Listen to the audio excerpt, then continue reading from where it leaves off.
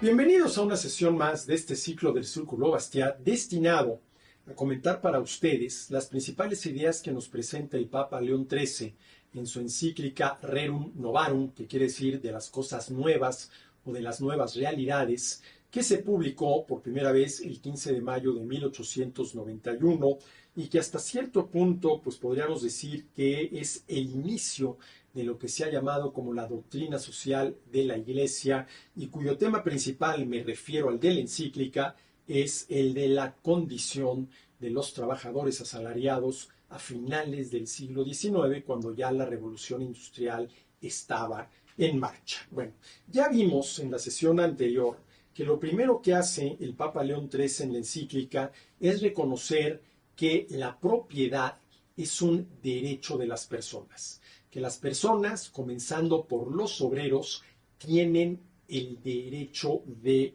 propiedad,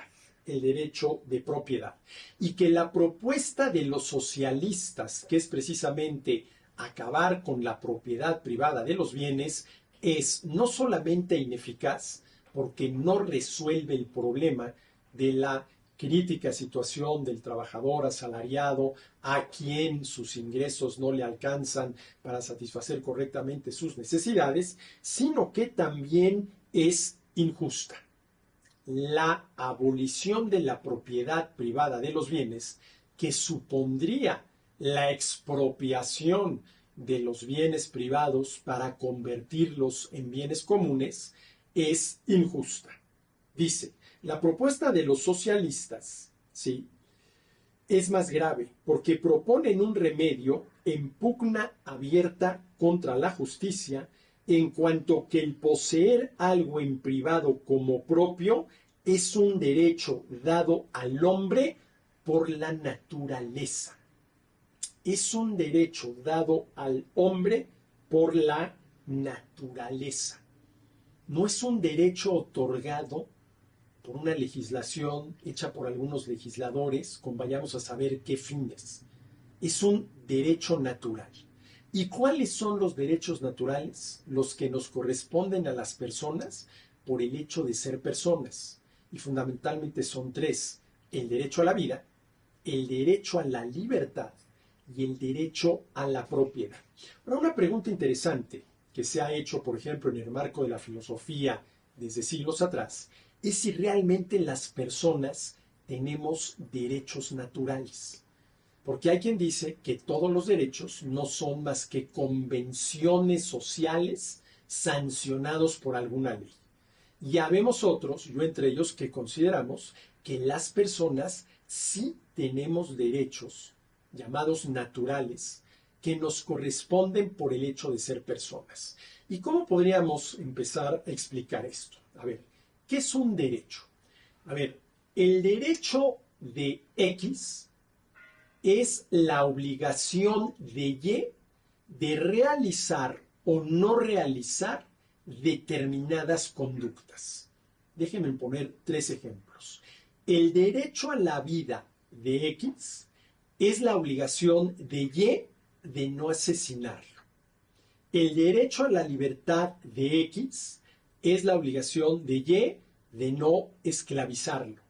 Y el derecho a la propiedad de X es la obligación de Y de no robarle.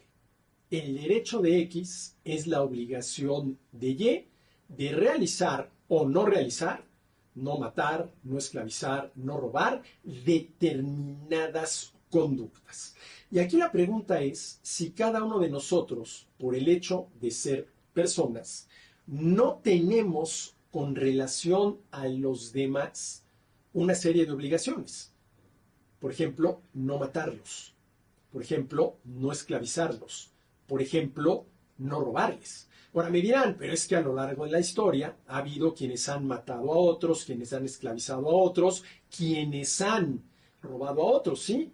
Esa es parte de la historia humana, pero eso no quiere decir que esas personas a las cuales algunos asesinaron, algunos esclavizaron, algunos robaron, no tuvieran el derecho a que no se les asesinara, a que no se les esclavizara y a que no se les robara. Lo que pasa es que quienes asesinan, quienes esclavizan, quienes roban, pues simple y sencillamente no están dispuestos a respetar esos derechos.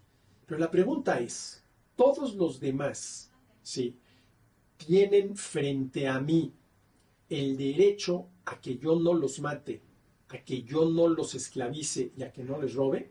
Claro que sí. Y por el hecho de ser personas.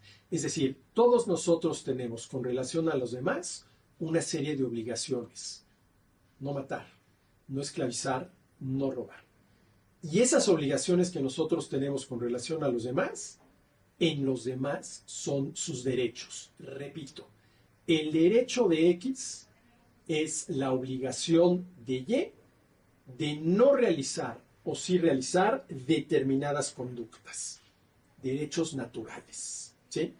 Entonces, dice León XIII, lo que los socialistas proponen es un remedio, el de terminar con la propiedad privada de los bienes, en pugna abierta contra la justicia, en cuanto que el poseer algo en privado como propio es un derecho dado al hombre por la naturaleza. ¿Sí? ¿Y qué es lo que los hombres tenemos que hacer frente a esos derechos que nos han sido dados por naturaleza? Primero que nada, reconocerlos y luego respetarlos. Reconocerlos y luego respetarlos. Y dicho sea de paso, ¿en qué consiste la justicia? La justicia es esa virtud por la cual respetamos los derechos de los demás. Es justo quien no mata, respeta el derecho a la vida. Es justo quien no esclaviza, respeta el derecho a la libertad. Es justo quien no roba, respeta el derecho a la propiedad. Pero lo que está diciendo León XIII es que lo que los socialistas proponen como remedio a la, llamémosle así, crítica situación de los obreros a finales del siglo XIX, y lo que proponen es terminar con la propiedad privada de los bienes y convertirlos en bienes comunes, ¿sí? Es un remedio en pugna abierta contra la justicia, en cuanto que el poseer algo en privado como propio es un derecho dado al hombre por la naturaleza, ¿sí?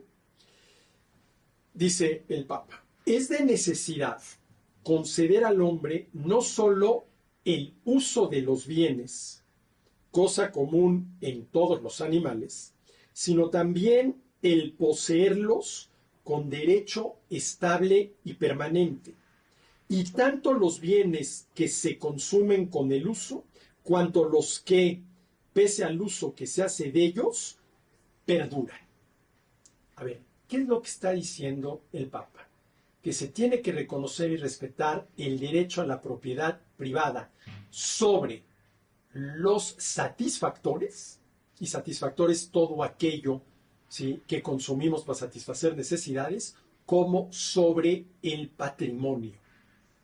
Derecho de propiedad privada sobre los satisfactores y sobre el patrimonio, ¿sí?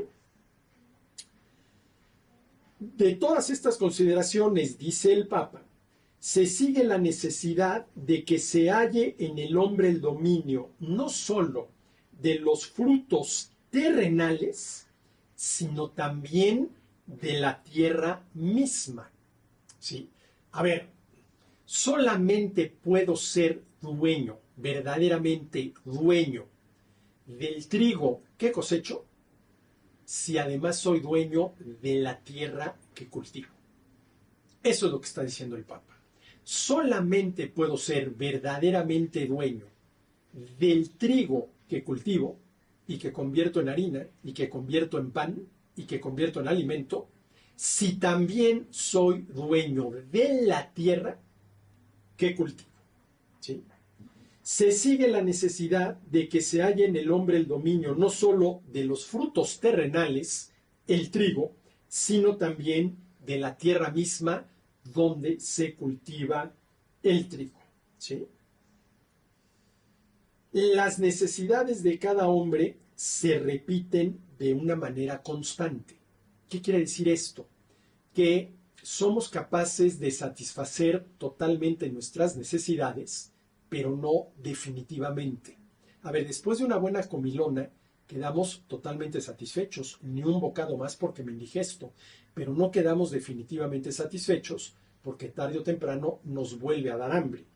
Las necesidades de cada hombre se repiten de una manera constante, de modo que satisfechas hoy exigen nuevas cosas para mañana.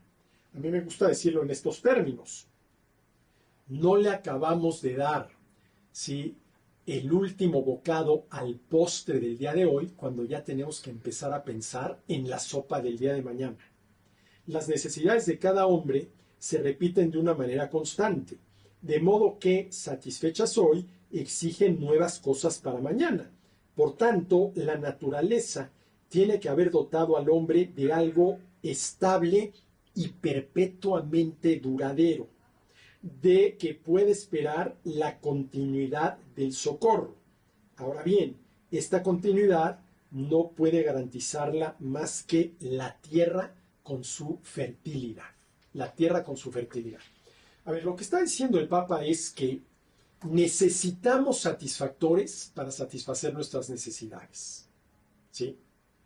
Y que esos satisfactores, de hecho, al momento de consumirlos, son propiedad privada. Aunque hayan salido, por ejemplo, de un fondo común de la sociedad. Si del fondo común de la sociedad, este personaje al cual llamo el redistribuidor, sacó una baguette y me la dio para que coma, satisfaga el hambre, ¿sí?, al momento de que me la estoy comiendo, es propiedad privada. Es propiedad privada. Estoy excluyendo a todos los demás del consumo de esa baguette. Y esa es la definición de propiedad privada. Excluir a los demás del usar, disfrutar y disponer de lo que es de uno. Pero, sí, lo que dice el Papa es que, además de tener el derecho de propiedad privada sobre la baguette, debemos tener el derecho de propiedad privada sobre el trigo. Trigo que es producto de nuestro trabajo. Y que además, para que el trigo sea realmente de nuestra propiedad, la tierra en la cual se cultivó el trigo también tiene que ser propiedad privada. También tiene que ser propiedad privada, ¿sí? Es decir, aquí lo que vemos es una clara defensa del derecho a la propiedad privada y del derecho a la propiedad privada comenzando de todo aquello que los trabajadores necesitan para sobrevivir, comenzando por la propiedad privada del producto de su trabajo, que es su ingreso, ¿sí? El derecho de propiedad privada sobre los satisfactores que compraron con el producto de su trabajo, con su ingreso, por ejemplo, alimentos, y del patrimonio que se va formando, ¿sí?, con el producto de su trabajo. Entonces, propiedad privada del ingreso, que es el producto del trabajo. Propiedad privada de los satisfactores que se compraron con el producto del trabajo de cada quien, con el ingreso de cada cual, por ejemplo, bebida y alimento. Y propiedad privada del patrimonio que se va formando con el producto del trabajo de cada quien, con el ingreso de cada cual. Ingreso, satisfactores, patrimonio. ¿Sí? Ingreso, satisfactores, patrimonio. ¿Sí? Bueno, claramente el Papa se opone a la solución, entre comillas, de los socialistas al problema de los obreros, solución que para los socialistas consiste en simple y sencillamente, ¿sí?, acabar con la propiedad privada de los bienes y distribuyendo por igual las riquezas. Y insisto, según el Papa, los socialistas no pretenden quitarle a los ricos para darle a los pobres. Pretenden quitarle todo a los ricos y todo a los pobres, depositar eso, llamémosle así, en un fondo común de la sociedad, y de ahí el gobierno, quien haría las veces de redistribuidor de los bienes, repartiría todo aquello de manera igualitaria, lo cual sería injusto, porque a unos les tocaría más de lo que les corresponde y a otros menos de lo que les corresponde, y además ineficaz porque aunque el Papa no lo dice, esto acabaría desincentivando el trabajo de todos. Bueno, pues hasta aquí esta sesión de este ciclo del Círculo Bastiat. Nos vemos en la próxima.